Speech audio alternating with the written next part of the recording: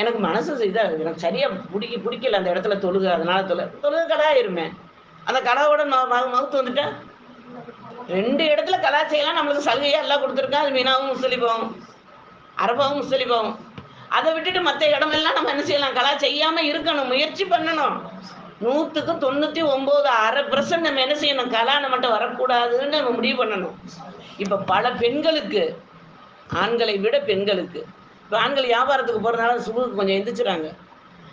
பெண்கள் வந்து சுபு கலா செய்யக்கூடிய அவ்வள நிலை இந்த கொரோனாவுக்கு பிறகு நடந்துகிட்டு இருக்கு. ஏன்னா அப்படியே தூங்கியே பழகியாச்சு இல்லையா? அந்த தூக்கம் அப்படியே நிரந்தரமா வந்துகிட்டு இருக்கு. அல்லாஹ் நம்மள அனைவரையும் பாதுகாப்பானாக.